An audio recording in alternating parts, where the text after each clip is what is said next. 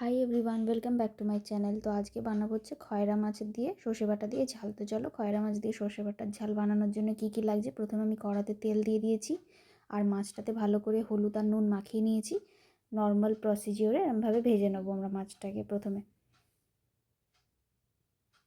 তোমরা দেখো খয়রা মাছটা বেসিক্যালি ইলিশ মাছ আর খয়রা মাছ না, মানে যদি দাগা লেজা কেটে দেয় তাহলে কিন্তু আইডেন্টিফাই করা খুবই মুশকিল যে এটা কোনটা খয়রা মাছ কোনটা ইলিশ মাছ। অনেকটা ইলিশ মাছের মতো লাগে আমার মনে হলো, এটা আমার পার্সোনাল ওপিনিয়ন, তো আমার মনে হলো তাই বললাম।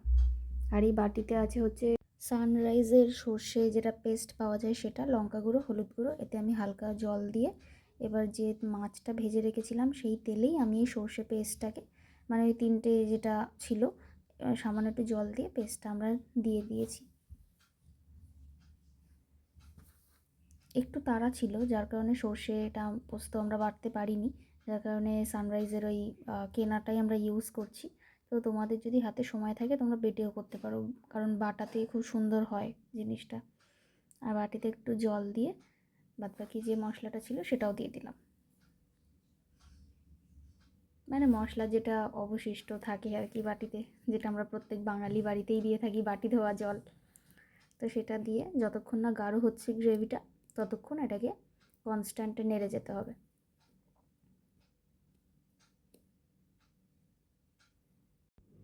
এর মধ্যে আমি নুনটাও দিয়ে দিয়েছি। এরপর দিয়ে খুব ভালো করে কনস্ট্যান্ট এটাকে নাড়াচাড়া করে নিতে হবে। আর গ্রেভি থেকে তেল ছেড়ে দিলে, পুরোপুরি গ্রেভিটা রেডি হয়ে গেলে তখনই আমরা মাছগুলো দিয়ে দেবো।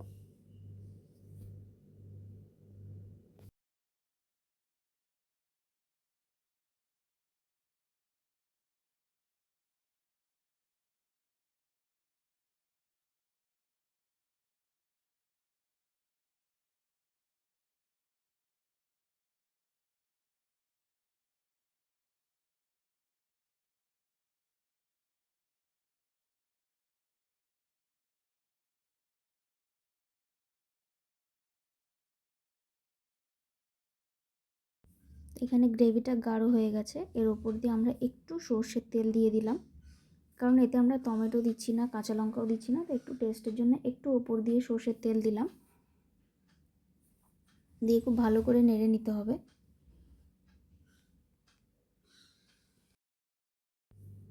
তো এখানে আমার গ্রেভিটা দেখতেই পাচ্ছ তেল ছেড়ে দিয়েছে এবং রেডিও হয়ে গেছে।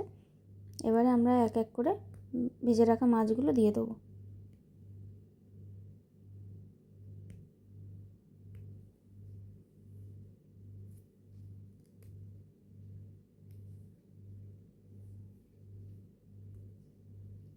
তো এখন আমরা মাছগুলো দিয়ে দিচ্ছি।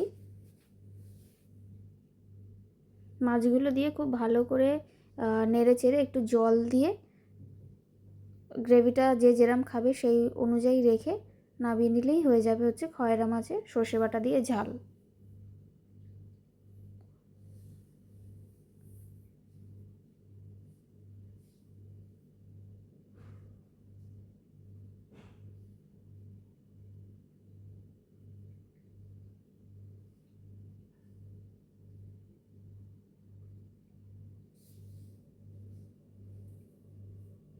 এখানে জল দিয়ে দিলাম, যেরকম পরিমাণ লাগবে সেরকম বুঝে জল দিয়ে গ্রেভিটা সেইভাবেই রাখতে হবে।